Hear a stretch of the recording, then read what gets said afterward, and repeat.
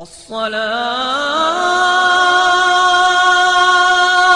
خير من النوم۔ رسول کریم صلی اللہ تعالیٰ علیہ وسلم کے گھر والوں کا ذکر کرنا یاد رکھیں کہ یہ بھی ایمان کی علامتوں میں سے ہے۔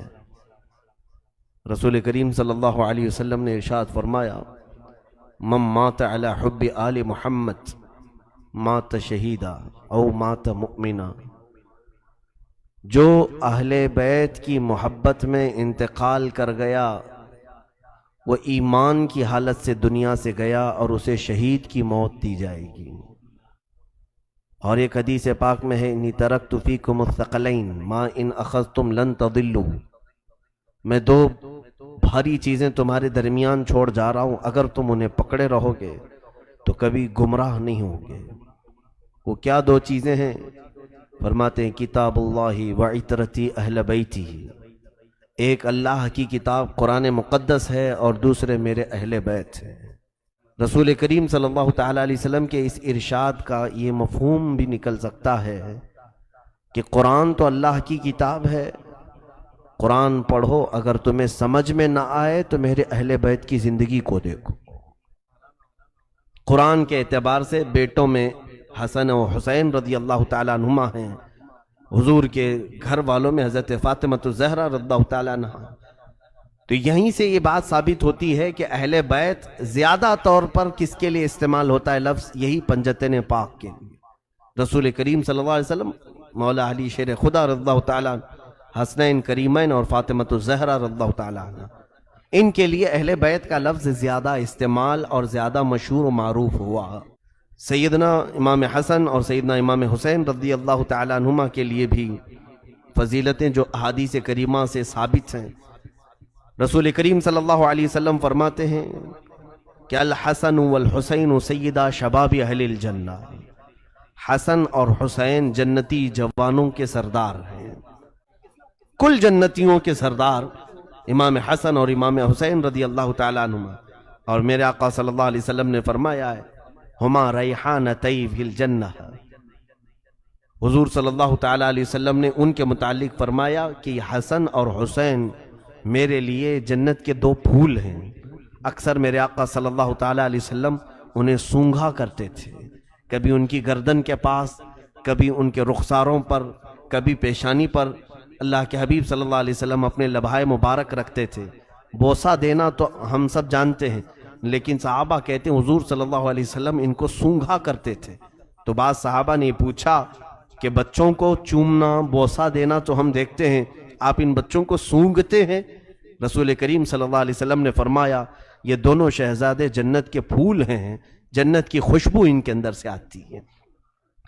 ان حسین شہزادوں کو میرے آقا صلی اللہ تعالیٰ علیہ وسلم ہمیشہ اس طرح سے صحابہ میں بیان کرتے رہے کہ اکثر صحابہ فرماتے ہیں کہ حضور صلی اللہ علیہ وسلم جب مسجد نبوی میں داخل ہوتے، ایک مرتبہ ایک صحابی نے دیکھا کہ حضور پورا بہت ہی کھلا قسم کا جبہ پہنے ہوئے ہیں یا اوپر چادر ڈالے ہوئے ہیں، اور جسم کے اندر بہت موٹی کوئی چیز چھپی ہوئی ہے۔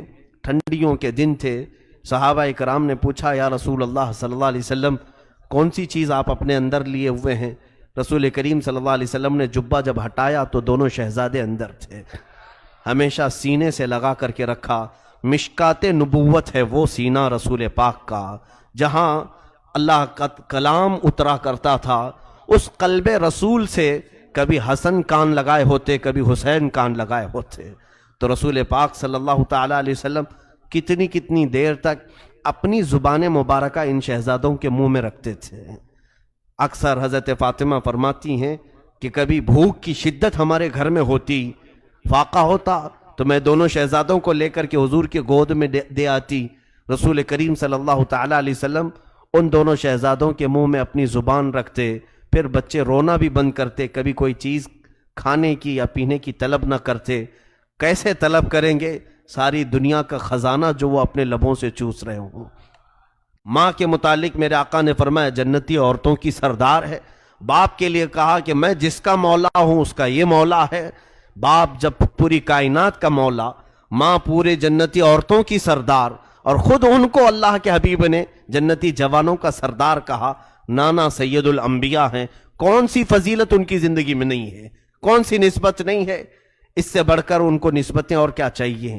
حتیٰ کہ رسول کریم صلی اللہ تعالیٰ علیہ وسلم ایک مرتبہ مدینہ طیبہ کی گلیوں میں حسن و حسین کو کندھوں پر بٹھائے تشریف لے جا رہے تھے، دونوں کندھے پر سوار تھے۔ ایک صحابی کہتے ہیں ہم نے دیکھا تو مسکرائے کہ اللہ کے حبیب صلی اللہ علیہ وسلم کے دوش نبوت پر یہ شہزادے سوار ہو کر جا رہے ہیں۔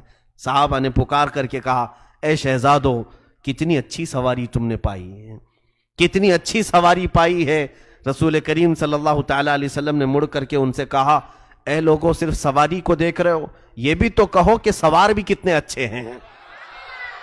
اللہ کے حبیب صلی اللہ علیہ وسلم اپنی تعریف کے ساتھ اپنے شہزادوں کی تعریف کو پسند فرمایا کرتے تھے، اور میرے آقا صلی اللہ تعالیٰ علیہ وسلم ان کے لیے بے قرار بھی ہوا کرتے تھے۔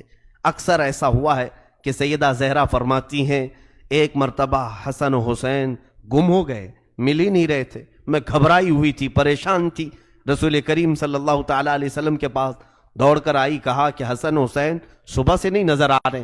اللہ کے حبیب صلی اللہ علیہ وسلم نے بڑی اطمینان کا اظہار کیا، کہا کہ میرے ان دو بچوں کو ابھی کچھ نہیں ہوگا، کوئی کچھ گزن نہیں پہنچائے گا۔ خود اٹھے اور چلتے ہوئے ایک مدینہ طیبہ کے قریب درخت کے پاس گئے تو فرماتے ہیں حضرت فاطمہ زہرا رضی اللہ تعالیٰ عنہا، دونوں بچے آرام سے سوئے ہوئے ہیں اور دو فرشتے ان پر پروں سے سایہ کیے ہوئے ہیں۔ وہ بچپن سے فرشتوں کی چھاؤں میں سونے والے ہیں، جن کے گھر میں جبرائیل بے اجازت نہ آئیں، ان کی نسبتوں کو، ان کی سعادتوں کو، ان کی فضیلتوں کو بھلا دنیا میں کون بیان کر سکے گا؟ کس زبان سے ہو بیان مدح خان اہل بیت؟ میرے عزیزوں، رسول کریم صلی اللہ تعالیٰ علیہ وسلم کے ان شہزادوں کی فضیلت اس سے اندازہ کریں آپ۔ ایک مرتبہ حسن و حسین دونوں گھر میں ہیں، رسول کریم صلی اللہ تعالیٰ علیہ وسلم بچوں کو کھلاتے بھی تھے اکثر، یہاں تک کہ اکثر ایسا دیکھا گیا ہے کہ صحابہ فرماتے ہیں نمازوں کے اوقات میں بھی حسن و حسین کو اپنے مصلی کے قریب بٹھایا کرتے۔ جب رسول پاک صلی اللہ علیہ وسلم خطبہ دے رہے ہوتے، دونوں شہزادے ایک ایک پاؤں پکڑ کر کے بیٹھے ہوتے تھے۔ حضور کے خطبہ دینے کے وقت دونوں شہزادے حضور کے قدموں کو پکڑ کر بیٹھے رہتے تھے ممبر پر۔ ایک مرتبہ حسن و حسین رضی اللہ تعالیٰ عنہ، چھوٹی سی عمر ہے، ان کی عمر 2.5 سال 3 سال کے قریب ہوگی، دونوں کھیل رہے ہیں گھر میں، اور رسول کریم صلی اللہ علیہ وسلم تشریف لائے اور کہا چلو آج ہم تمہاری کشتی کرواتے ہیں، دیکھتے ہیں کہ کون جیتتا ہے، کون کس کو گراتا ہے۔ حسن و حسین رضی اللہ تعالیٰ عنہ دونوں کی کشتی لگائی گئی۔ امام حسن مجتبی عمر میں بڑے ہیں اور امام حسین چھوٹے ہیں۔ حضور صلی اللہ تعالیٰ علیہ وسلم جب کشتی ان کو لڑا رہے تھے تو امام حسن کی سائیڈ لے رہے تھے، امام حسن کی سائیڈ، وہ بڑے ہیں، اور کہہ رہے تھے حسن حسین کو یہاں سے پکڑو، حسین کو ادھر سے پکڑو۔ یہ باتیں دیکھ کر کے فاطمہ زہرا رضی اللہ تعالیٰ عنہ قریب آئی، کہا ابا جان یہ کیسا معاملہ ہے، آپ بڑے کی سائیڈ لے رہے ہیں، حسین چھوٹے ہیں عمر میں، عموماً لوگ چھوٹوں کا ساتھ دیتے ہیں، گھر میں کھلاتے بھی ہیں تو چھوٹوں کی طرف اور ان کے سائیڈ میں بات کرتے ہیں۔ حضرت فاطمہ سے رسول پاک نے فرمایا فاطمہ تم نہیں دیکھ رہی، میں ادھر سے حسن کی سپورٹنگ کر رہا ہوں اگرچہ، لیکن ادھر حسین کو جبرائیل تھامے ہوئے ہیں، ادھر جبرائیل حسین سے کہہ رہے ہیں کہ حسین ادھر پکڑو ادھر پکڑو۔ وہ گھرانہ کیسا ہوگا جہاں سید الانبیاء ایک شہزادے کو تھامے اور سید الملائکہ دوسرے شہزادے کو تھامے؟ دنیا نے ایسا کوئی گھر دیکھا ہوگا آج تک؟ دنیا نے آج تک ایسا کوئی گھرانہ دیکھا ہو؟ اور ان دونوں شہزادوں کی دل آزاری مولا کو بھی پسند نہیں تھی، رب ذوالجلال ان دونوں شہزادوں کی دل آزاری کو پسند نہیں فرمایا۔ اس کی بھی ایک روایت ہمیں ملتی ہے، یہ دونوں شہزادے اپنی اپنی تختیوں میں لکھ کر کے لائے، اچھی تحریر کس کی ہے دیکھنے کے لیے۔ وہ جگہ آج بھی مدینہ طیبہ میں زیارتوں کے لیے دکھاتے ہیں کہ ان کا مسابقہ ہوا تھا، کمپٹیشن ہوا تھا، امام حسن اور امام حسین نے تختیوں پر اپنے ہاتھوں سے کچھ لکھا، سیدہ کے پاس آئے اور کہنے لگے امی بتائیں میری تحریر اچھی ہے، میری رائٹنگ اچھی ہے کہ ان کی رائٹنگ اچھی ہے؟ انہوں نے کہا کہ یہ فیصلہ اپنے ابا سے کروا لو، علی مرتضیٰ کے پاس۔ دونوں شہزادے وہاں آئے، حضرت علی سے پوچھا تو انہوں نے دیکھا دونوں شہزادوں کو، کس کی اچھی کہوں؟ اگر حسین کی کہوں تو حسن کو برا نہ لگ جائے، حسن کی تحریر کو اچھی کہوں تو حسین کا دل چھوٹا نہ ہو جائے۔ حضرت علی مرتضیٰ نے کہا شہزادو یہ فیصلہ بڑا گمبھیر ہے، اور کہا جاؤ رسول اللہ یہ فیصلہ کریں گے۔ میرے آقا صلی اللہ علیہ وسلم کے پاس حاضر ہوئے، اللہ کے حبیب صلی اللہ علیہ وسلم نے بھی یہی دیکھا، اور پھر آپ کے دل میں بھی یہی خیال آیا۔ رسول کریم صلی اللہ علیہ وسلم ان شہزادوں کا اتنا خیال کرتے تھے، ظاہر سی بات ہے رسول پاک صلی اللہ تعالیٰ علیہ وسلم نے اپنے سگے بیٹے کو ان شہزادوں پر قربان کیا ہے۔ حضور کے بیٹے تھے حضرت ابراہیم، جو حضرت امام حسین کے ساتھ ہی پیدا ہوئے تھے۔ دونوں شہزادوں کو لے کر حضور گھر پر بیٹھے تھے، جبرائیل آئے اور کہا کہ ان میں سے آپ کسی ایک ہی کو رکھ سکتے ہیں۔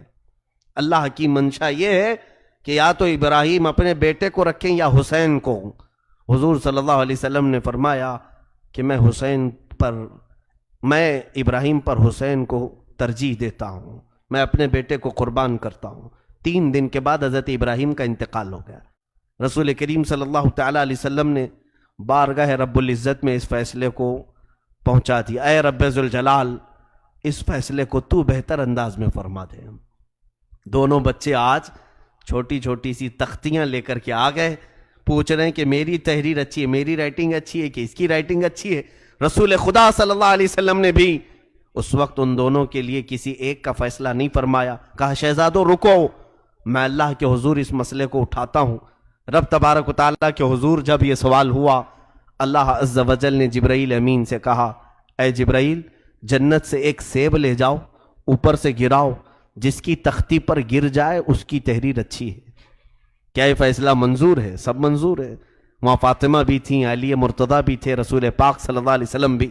وہ جگہ مدینہ طیبہ میں آج بھی ہے، کھلا سا میدان ہے، دونوں تختیاں لے کر کھڑے تھے۔ جبرائیل امین جنت سے ایک سیب لائے، اوپر سے گرایا۔ میرے خدا ذوالجلال کی شان یہ ہے کہ سیب 2 ٹکڑوں میں بدلا، آدھا اس تختی پر آدھا اس تختی پر گرا۔ مولا کو بھی یہ منظور نہیں تھا کہ کسی ایک کا دل ٹوٹے۔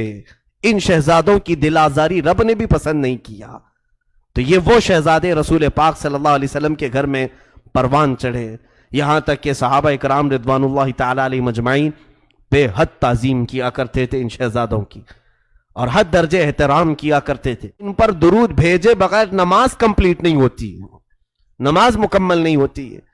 رسول کریم صلی اللہ تعالیٰ علیہ وسلم کے گھر والوں کو عام گھر والوں کی طرح نہ سمجھیں۔ اللہ کے حبیب صلی اللہ علیہ وسلم نے فرمایا الا ان مثل اہل بیتی کمثل سفینۃ نوح من رکبہا نجا ومن تخلف عنہا ہلک۔ اللہ کے حبیب صلی اللہ علیہ وسلم فرماتے ہیں میرے اہل بیت نوح علیہ السلام کی کشتی کی طرح ہیں، جو اس میں سوار ہوا وہ نجات پایا، اور جو پیچھے رہ گیا وہ ہلاک ہو گیا۔ جو دامان اہل بیت تھاما رہا انشاءاللہ وہ سرخرو رہے گا، سرفراز رہے گا، کامیاب رہے گا، اور جو ان سے پیچھے ہوا یا ان کی دشمنی کیا، ان سے بغض و نفرت کیا، وہ ہلاک ہو جائے گا۔ اسی لیے ہمارے امام اہل سنت فاضل بریلوی رحمۃ اللہ تعالی علیہ نے اسی گھرانے کے متعلق یہ فرمایا تھا یا رسول اللہ تیری نسل پاک میں ہے بچہ بچہ نور کا، تو ہے عین نور، تیرا سب گھرانہ نور کا۔